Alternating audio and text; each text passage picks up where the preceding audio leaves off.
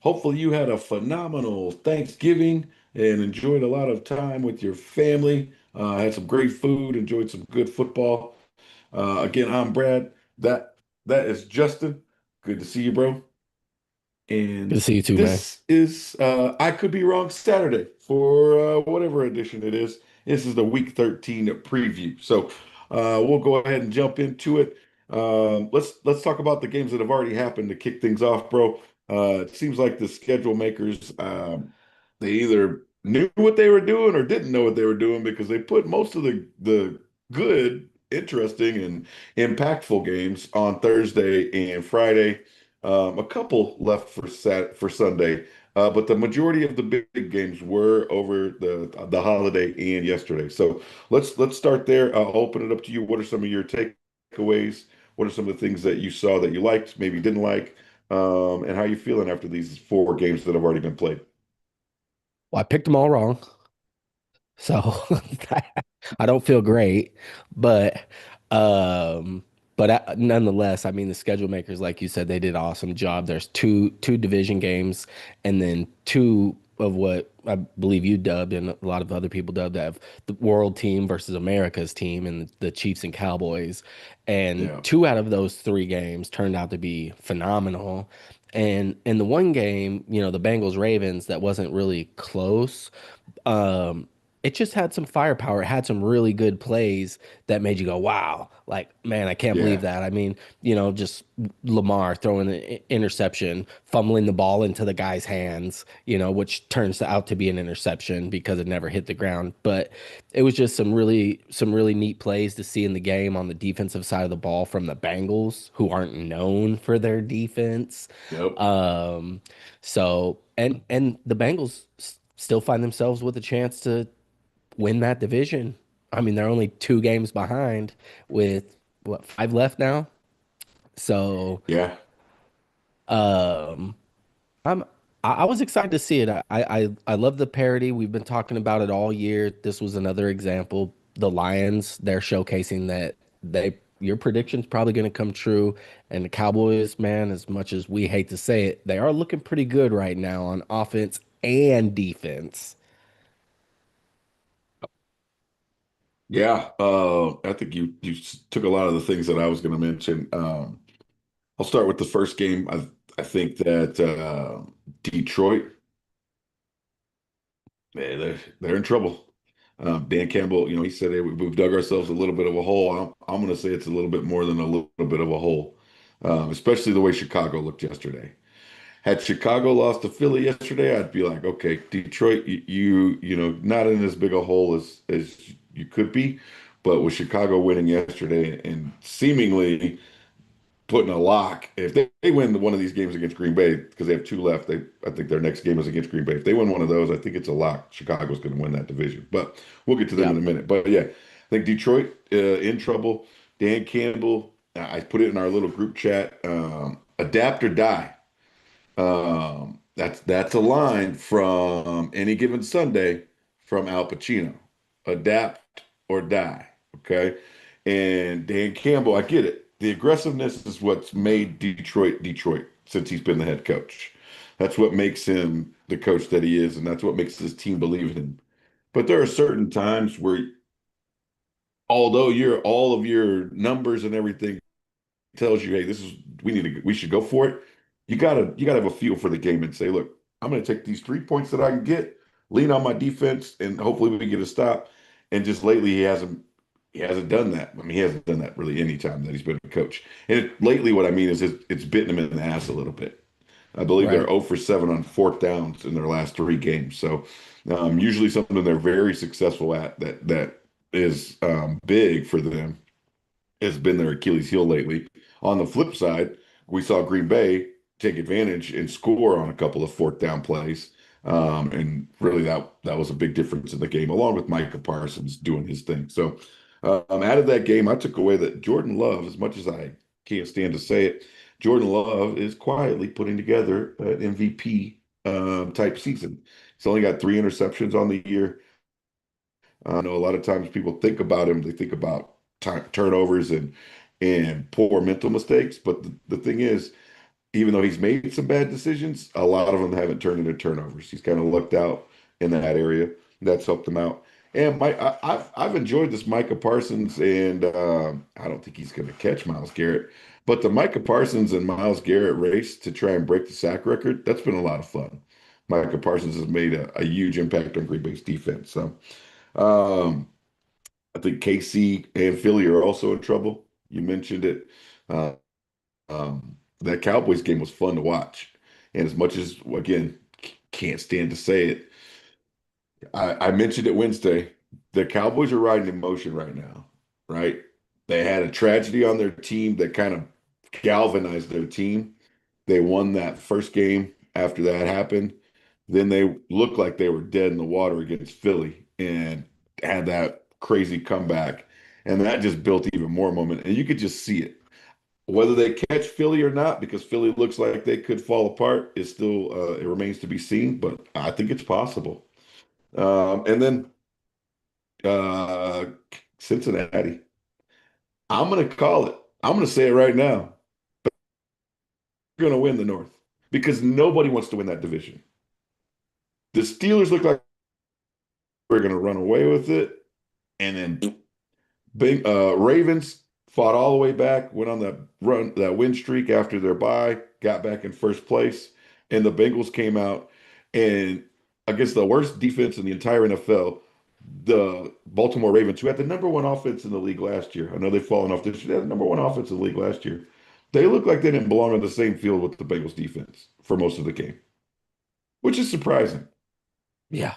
I think Lamar, he keeps saying that injuries are not affecting his play. I think that he's just got to go ahead and own it and say that something is affecting his play because he doesn't look like the same player. Um, and then No, it doesn't. Chicago yesterday. My gosh, I picked the Bears to win.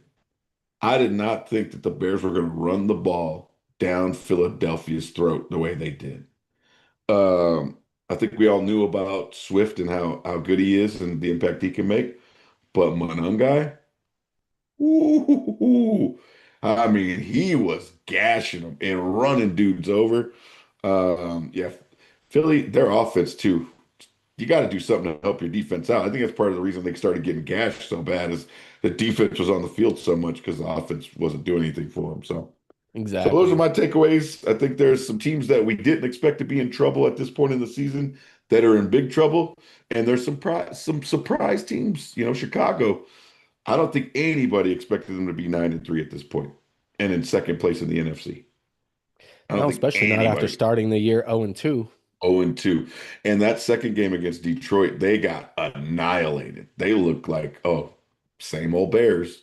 And since then, they've gone 9-1. It's just it's remarkable the job that Ben Johnson's done after the way they started. I have to give it to him. Oh So yeah, I bet the Lions miss him. definitely, definitely. Yeah, there's a couple teams missing some OCs right now. Philly's missing their old OC and Detroit, that's for sure. So. But yeah, a lot of fun over the weekend. I think a lot of good football. And we learned a Yeah. lot about some teams. We learned a lot. So Kansas City, man, they just surprised me again. Um, I picked Dallas to win the game, but I thought it'd be a little closer. Mahomes I mean, they played a good game, but I felt like Dallas was in control of that game for most of it. At no point was I like, oh, Kansas City's going to win this game, which Right. is weird. So. So yeah.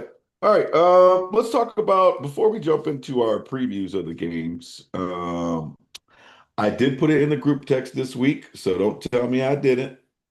And I know it may have been short notice, but let's talk about some fantasy players, some fantasy boomers or busters from the games that are still left to play. By the way, DeAndre Swift, good Lord. I mean, yeah, DeAndre Swift, good Lord. Great guy, great job keeping me in it. I'm trying to make the playoffs for only the second time in 8 years. So thank you, sir. I needed that. Still losing though. All right, go ahead. I Give me might some miss the boomers and playoffs in busters. one league. I can't even believe it. Yeah, I know. That's weird. Fantasy boomer, all Yeah. star. with Emeka Egbuka against the Cardinals. Okay. Yeah, I'm gonna go with Egbuka against the Cardinals. Um, Teddy B probably has a little chemistry with them. Being is that because Baker's not gonna play, so Teddy B probably had some rapport with him earlier in the season when Egbuka still wasn't. I mean, I'm talking Yeah. way earlier in the season when he wasn't at the top of the depth chart, and so on the Yeah. practice field, those guys that are at the excuse me, at the top of the depth chart, they're usually running with the twos and the backups and Yep. stuff like that. So maybe a little chemistry. I don't know. It's probably a reach, but I like Egbuka Okay. anyways. Dude's a baller. All right. So give me some Egbuka in that game. And then Achan is probably going to destroy the Saints. He's probably going to eat those guys alive today Okay. um, in Okay. receiving and in rushing. So give me some Achan. All right. Busters, I hate to say it, but I got JT as a buster today against an elite defense. But not only Ooh. that, their quarterback's playing with a fractured fibula, has been. And I mean, he's already shown the last few weeks that he's injury prone, or not, sorry, not injury prone, turnover prone. Um, so all the defense really has to do is key in for JT in this game. And so I see him as a buster. And then Dowdle against the Rams. I'm Okay. gonna I'm gonna go with Dowdle against the Rams. Two running backs. Yeah. It's He, wild. he didn't have a big game against the Niners either. Yeah. So Right. So, and Rams, I would say, have a better defense than the Niners right now. better Um, defensive front at the very yeah. least. Our Yeah, secondary is pretty definitely. good. Yeah. Um, what I want to go back to Daniel Jones really quick, and the Yeah. Colts. Richardson's still their backup, right? No. Who's their backup? Okay, never mind. I was going to Yeah. say, what does that say about, I guess, whoever their backup is? That Here, they'd let's still see. rather put a guy in that has a broken freaking leg. Who, if you there was video yesterday showing him in practice, he was like limping around, barely could like you could noticeable when he was going through practice reps, that he had a limp. So, Notre Dame oh, it's quarterback Riley Hartman. Leonard Oh, Riley Leonard. Okay, okay. from last Oh, season. Anthony all right. Richardson's on IR. IR, that's right. Wow. Okay. Okay, so they just Well, have it no was faith they in let it Riley be Leonard. known. Yeah, they Yeah, I kind of know. let it be known in the off season that Richardson was not their future anymore, that they were Yeah. pretty much done Yeah, with oh, I that knew that. project. And Yeah. yeah, I figured I mean, they but you're right, it does say he's pretty bad. yeah, so they just don't have any faith in him if they're going to leave a guy that has a broken leg. Um, Or yeah, I think yeah, yeah, yeah. we're going to preview it in a minute, but that's going to be a tough game for them. So yeah, the Oh, for real. JT as I think obviously Houston's going to key in on them. It's going to be tough for JT anyways because Houston's defense is championship caliber for sure. Really good. D'Amico's got them playing lights out. So, all right, I like it. I like it. Egbuka, we're not going to preview this game. I think he could have a big game, but I think that this game's going to be I think they're just going to be throwing the ball all over the place. Two defenses that are banged up. Arizona's defense isn't that good to begin with.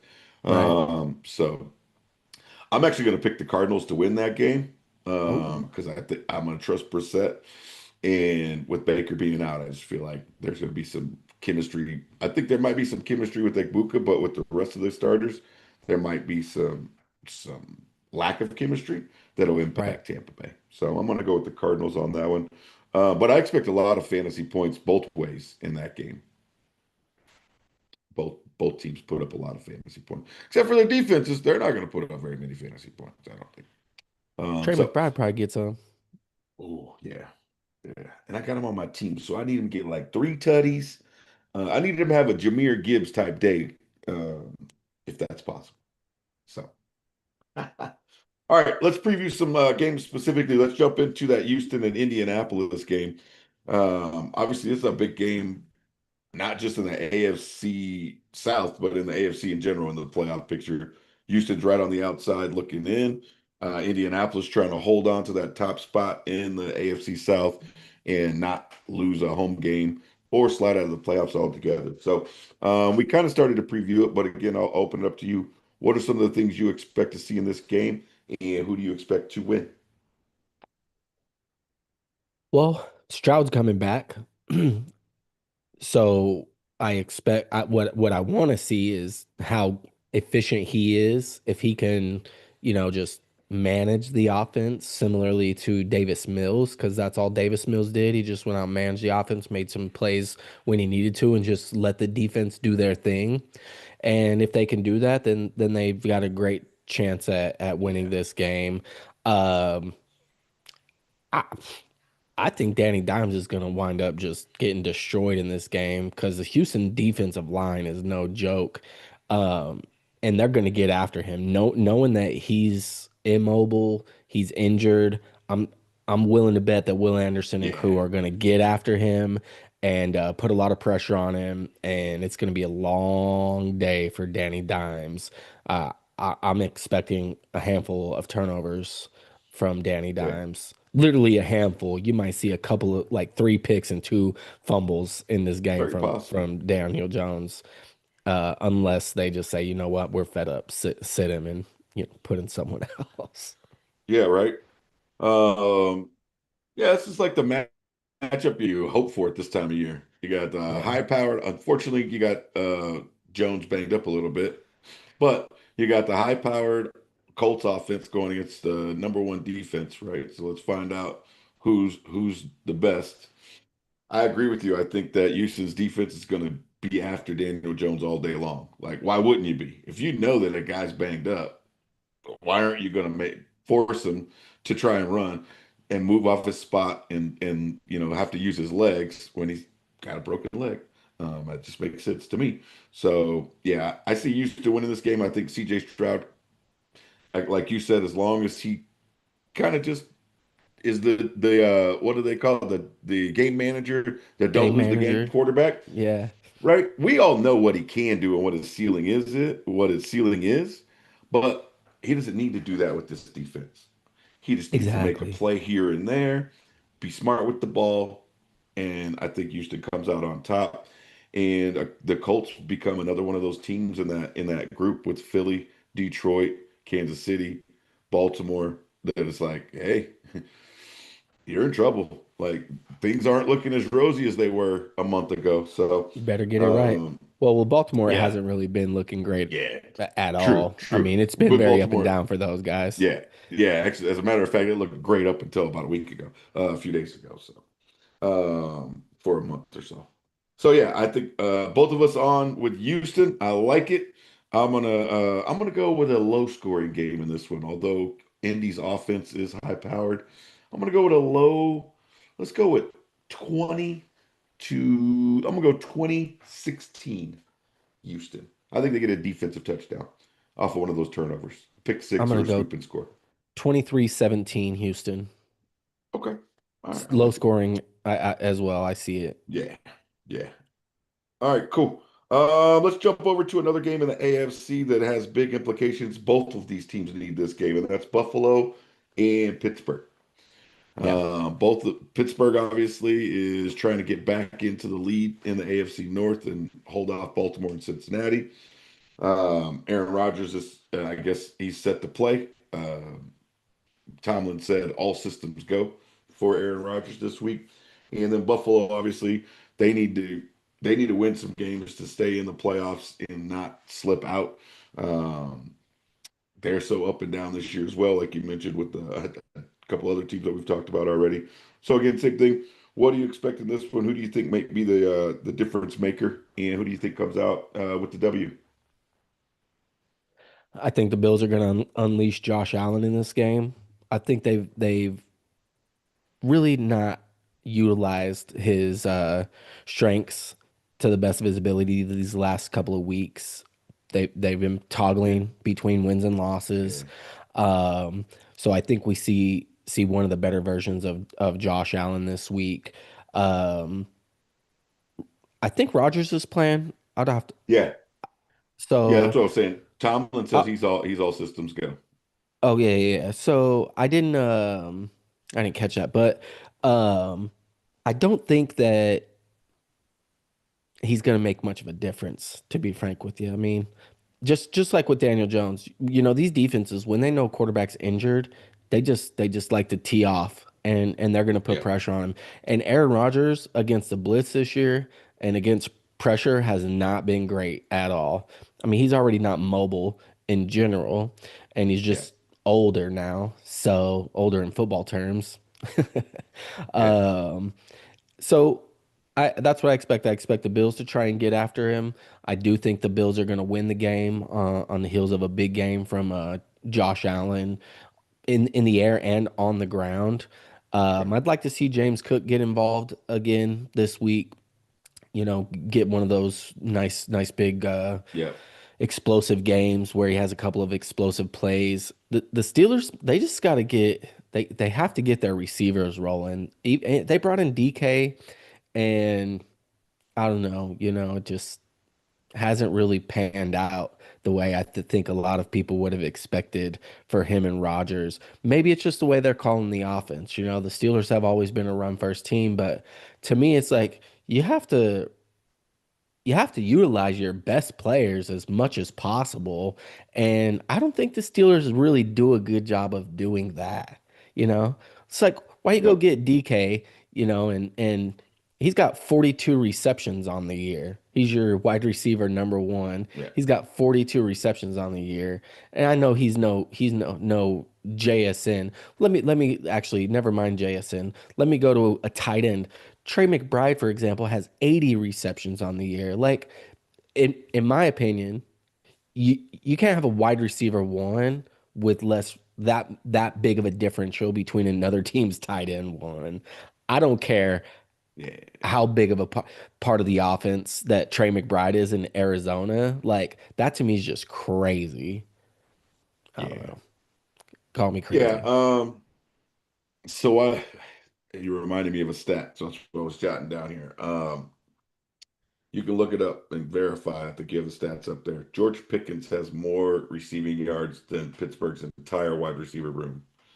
Um, Yeah, so I mean, after yesterday's game, he does for sure. so I think the other thing is like you got to wonder what Pittsburgh, like you said, what was Pittsburgh thinking, knowing they're going to bring in Aaron Rodgers, who in the last few years of his career, not when he was in his MVP seasons and all that. I'm talking about just the last few years, has gotten rid of the ball faster than any quarterback in the league. DK Metcalf is not a guy that is going to go run. You don't see him running across the middle a lot. Not that he can't, and not that he's not willing to, but that's not what he does. He stretches the field, and if you got a guy that's getting rid of the ball faster than anybody, you're not giving DK time to stretch the field, right? Right. Especially against an offensive line that we've seen has been shaky over the last few years at best. That's why the Steelers have gone through so many quarterbacks over the last few years. So I think I agree with you. I think Buffalo, I think we're going to see a lot of Josh Allen, but here's what I expect. I think they get back to that run game. I think they use the two-headed monster of James Cook and Josh Allen, and they run. I think we're going to see almost a repeat of what Chicago did to Philly yesterday, and Buffalo just goes full force and just runs it most of the I'd night. love it.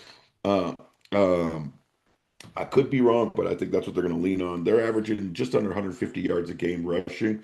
And Pittsburgh defense, although it's improved over the last couple of weeks, still not a great unit. So I would say that that's where Buffalo's gonna lean, in my opinion. I'm gonna go with Buffalo to win this one. I'm gonna say it's not even close in football terms, in NFL terms, anyways. I'm gonna go with Buffalo 27-17 over the Steelers, a double-digit win. I like it. I like it. Now, one thing I will say, if Buffalo does try to use Josh Allen and air it out a lot, they gotta be weary of that Pittsburgh defense in that area because Pittsburgh they do get a lot of sacks. They have I think the fifth most in the league, right around 35 or so, somewhere in there. So got to be weary of that. That's why I think that Buffalo needs to just lean on the run, hand it off to All right. Cook, just pound that rock. I won't be mad. but I could be wrong. I won't be mad. Um, He's my top fantasy back in my top money league. So let's go, Cook. there you go, right? There you go. And while Cook is at it, if he can sprinkle some of that over to Bijan, I'd appreciate it. Raheem Morris, please just hand the ball off. There's Speaking of another handing guy the that ball has off, more receptions on the year than DK. Christian McCaffrey has more receptions than everybody. Ooh. Yeah, it's safe to say he's At a least he baller. did before the game started on Thursday. He's got 81 receptions. Yeah, before the game JS, started on Thursday, he had the most in the league, I believe. Most receptions. yeah, nobody on those two. No? Oh, Jamar might have more receptions, but that'd be it. Yeah, he's got 86 receptions after the game. Yeah, after the games. But yeah, But then you got guys like CMC is, JSN, Puka, and those guys. They're at yeah, 80. yeah, still haven't, they just haven't played yet. So, Yep, but neither has CMC. The exactly. problem is we're about to preview that game. As a matter of fact, we're going to roll right Ooh. into it. It is supposed to be bad weather, and they're going against arguably between them and Houston, the best defense. I think it's a toss up. They both got really phenomenal pass rushers at certain positions. Obviously, Cleveland has Myles Garrett, who's just a monster among men, and then Houston has Will Anderson, who's turned into a beast as well. So a really tough toss up between those two. But let's focus on this Cleveland defense and the 49ers going against them. What are you looking for? How do the 49ers come out of Cleveland with the win? Because Cleveland is a different team when they are at home. I mean, we just got to limit the turnovers. I trust the 49ers offense really against any defense in the league. You know, we've played elite defenses before. Shanahan schemed against them. I mean, it's it's really not their defense that scares me per se. It's that Brock, for example, in the last game, he he was inches away from his passes being completed that were actually picked. So it's he doesn't have that kind of room for error. So it's what can Brock and the 49ers offense do to prevent those mistakes? Because the Cleveland defense is good and they will take advantage of them if you give them those opportunities. So I say 49ers have to do a better job at just taking what the defense gives them in this game. I saw a handful of times last in the last game where receivers were open underneath and Wide on those open. interceptions, and Brock's still pushing it. You can't afford to do that against an elite defense. Yeah. Now, on the other side of the ball for both teams, Cleveland's offense versus the Niners defense, this will be an interesting one. I like our secondary and despite the injuries on our D line, I Yeah. think they're starting to pick it back up a little bit. And so with Shador, only his second game, really not the greatest receiving core over there in Cleveland. I think if we can limit any big plays, explosives that give these guys momentum, we should be just fine. You know, they're going to try and run the ball with Judkins. We limit that as best as possible. You know, let them get their yards, bend don't Yeah. break. But what we really got to just make sure is that we don't allow Shador to just get any explosives and just give them any momentum, something to be excited about. We just got to suck their soul out of their bodies. You know, Yeah. that's all. All right. Yeah, I think Salah, I think he's just got to show Shador a bunch of different looks, kind of try and Yeah, confuse him, confusing. right? He's only in his second start. And granted, he has the NFL pedigree, but at the same time, he wasn't looking at NFL defenses while he was playing in college. I will say this though, he's playing against a hell of a defense every day in practice. So, he's probably, got some experience, but I'm sure they're not showing him all kinds of crazy looks you know, like he would see in a game. So hopefully Salah gets creative. I think the Niners, like you said, protect the ball on offense. Brock's got to be a lot smarter with the ball against a team like Cleveland, right? You give, I guarantee you, at least one of those picks would have been a pick six if you do that against Cleveland. Their defense, they're not a team like. I mean, don't get me wrong. I'm not saying Carolina's like just fell down, but Cleveland, a defense like that, the reason they're so elite is because once they get the turnover, they can score. They're not thinking, hey, let me just get some yards, let me just go down. They're like thinking we can change the game because they know how inept their offense is at times. But yeah, I think that protect the ball. It's going to be wet. It's going to be probably muddy, all that good stuff. Don't don't try and push it too far down the field when you don't need to. Like you said, I think we could have called out 3 or 4 plays where George Kittle's running wide open. And sure, we may not have gained as many yards or gotten a touchdown, but we would have still had the ball and we still had a chance to drive down the field. I think Brock's got a. I don't know if it's part maybe Jones played so good that he's like, oh, I got to come out here and like push the ball. I got to come out here and make plays, or if it's just maybe he's maybe his timing's just off. I don't know. But there's it's a different Brock Purdy so far this year, trying to take those risks. Maybe because he didn't get that contract, as opposed to previous years where he'd take that pass to George Kittle and let Kittle do his thing, run after catch, right?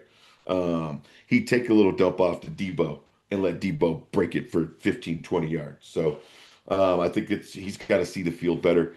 Partly it's because he hasn't been on the field, I'm sure. But against a defense like Cleveland, can't afford any mistakes. Not Right. let alone three. We can't afford any, really. So um,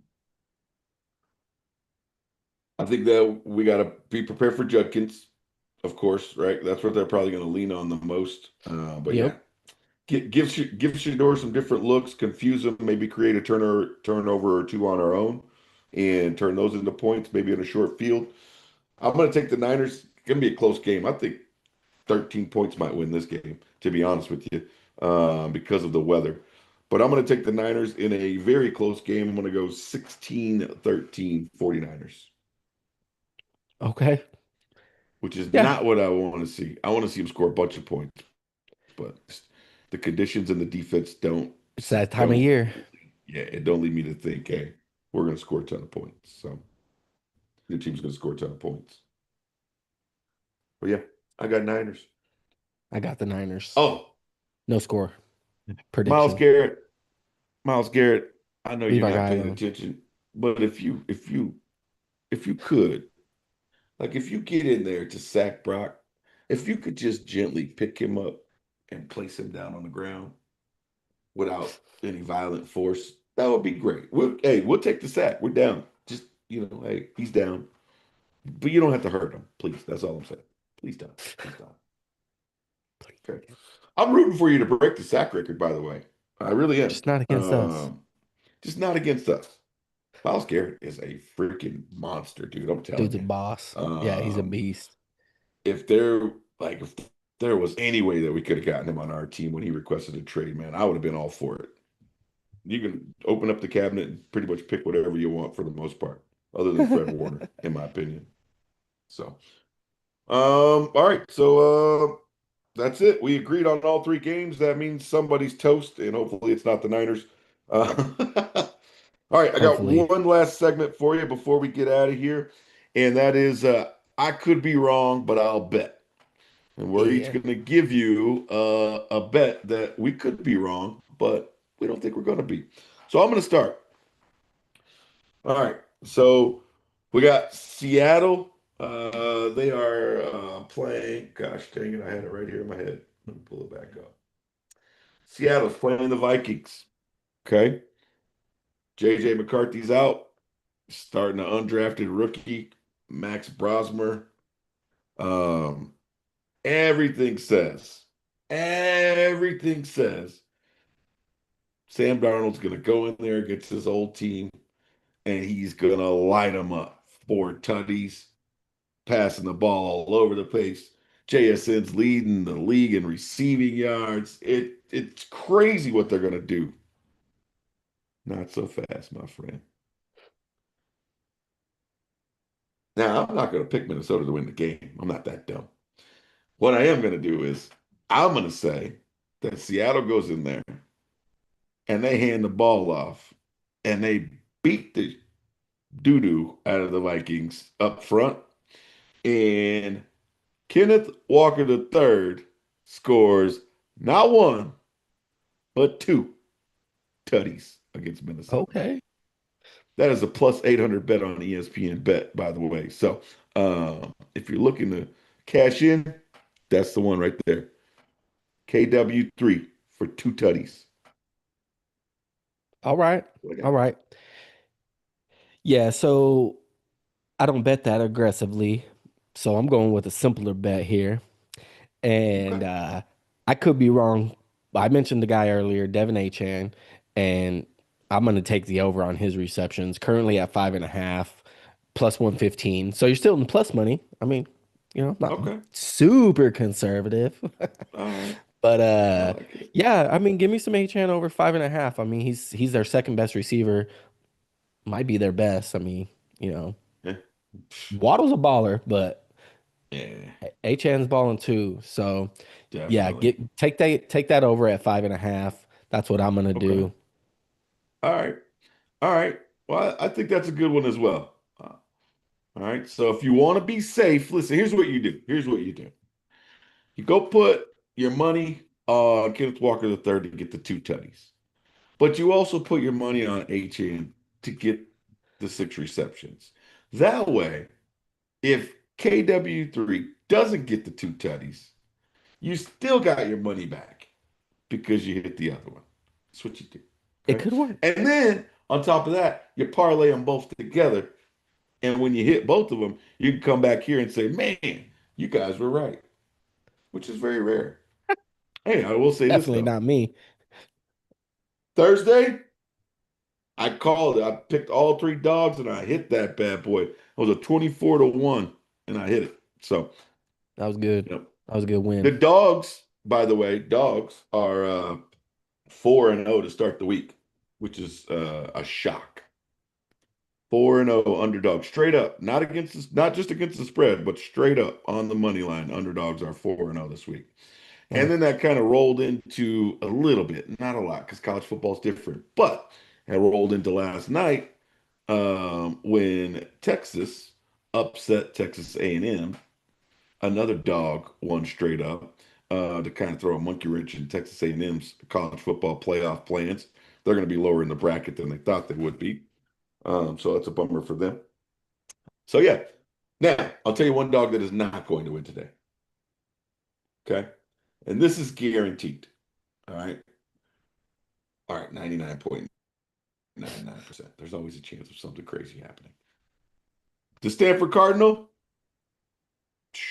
y'all getting stomped tonight. Let me tell you why. Let me tell you why you're getting stomped tonight. Okay. Notre Dame is in Indiana. Okay. That is in the East time zone. All right. They are 3 hours ahead of the Pacific time zone. Okay. This game is going to start at 10:30 p.m. Eastern.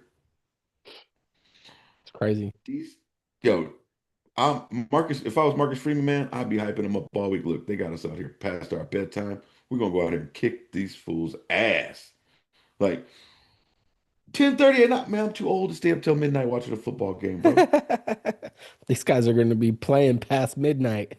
What the hell are y'all doing? So, That's just wild. so yeah, it starts at 7:30 California time, which because they're playing in Stanford. But yeah, 10:30 in Indiana, where Notre Dame plays and where most of their fans live, I'm sure. So yeah, Uh, it's a good thing that it's not supposed to be a competitive game, and most people will be able to turn it off hopefully early because otherwise, damn, that's a long night.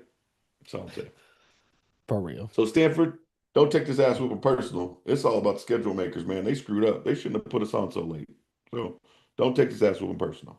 Okay. And then Notre Dame's going to get put into the college football playoff, and it's a wrap after that. We're going to win. We're going to win the whole thing. All right, maybe that's a stretch, but still. All right, Possible. that's all I got, More bro. bad news for the Colts. Tyler Warren added to the injury report due to illness. Damn, that's bad Culture news for toast. me too and all my fantasy teams, bro. Come on, Colts. Get it together. Culture toast. They're in Take trouble. some Theraflu, Tyler.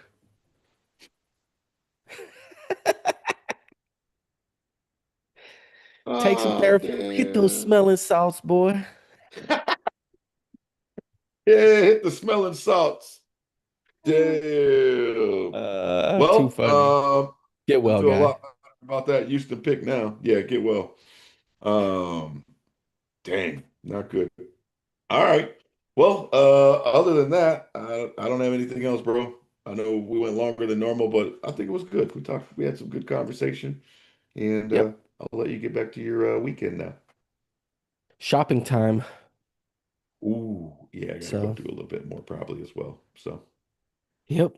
That's all we doing. all right. Well, you have fun with I that. You know, avoid people because they're terrible, unfortunately, when it comes to this time of year.